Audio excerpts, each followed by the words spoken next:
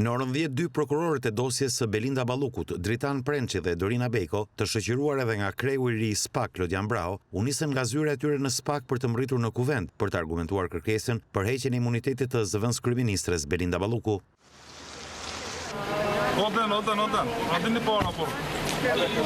Mbledhja nisi me debate ku deputetët e opozitës që në krye të herës kërkuan që seanca në Këshillin e Mandateve për heqjen e imunitetit të Belinda Ballukut të bëhej me dyert e hapura, por socialistët nuk pranuan nën pretendimin e ruajtjes së sekretit hetimor. Por pas përfundimit të mbledhjes, kreu i grupit parlamentar të Partisë Demokratike Gazmend Bardhi tregoi edhe arsyet pse socialistët nuk donin që mbledhja të zhvillohej me praninë e medjave. Kjo kërkesë pa votim nga Këshilli nuk u mor në konsiderat dhe unë dua t'ju informoj që ne sot nuk kemi diskutuar asnjë çështje që përbën sekret hetimor. Jemi marrë vetëm me procedurë. Dhe sot u zbulua edhe skenari pse e kishte kyçur USB-n.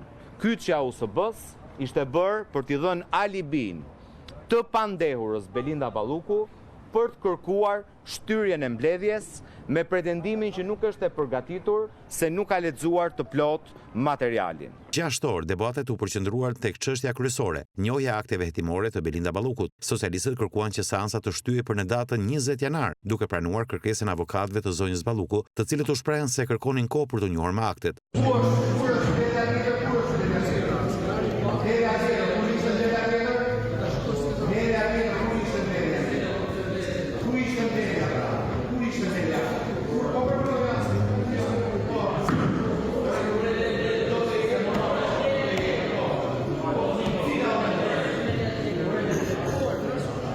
Do të trasim ne nesër me 5 firma ka për detyrë të trasim mbledhje.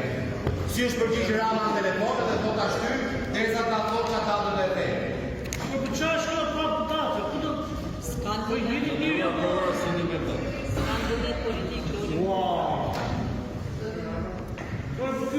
Por pas mbledhjes, kreu i grupit të PD-s, Gazmend Bardhi, zbuloi se prokurorët e SPAK ishin kundër kërkesës së Partisë Socialiste për shtyrjen e mbledhjes, pasi sipas tyre Belinda Balluku përbën kërcënim për prishjen e provave dhe intimidim të dëshmitarëve. Prokurorët e posaçëm, 3 prokurorët e posaçëm, bën të qartë që çdo vonesë, pra kjo është një çështje e ngutshme, u shpreh prokuroria dhe se çdo vonesë mund të na rrezikojë provat apo intimidimin e dëshmitarëve.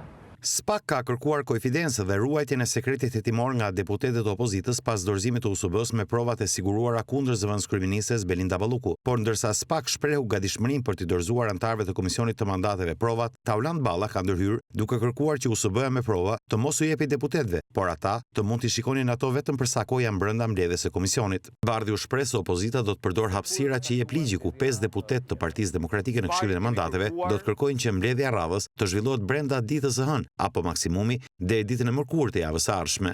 Që 5 antarët e opozitës në Këshill do të thrasin mbledhjen e Këshillit të Rregullores në Mandateve të hënën maksimumi të martën e fillim javës që vjen.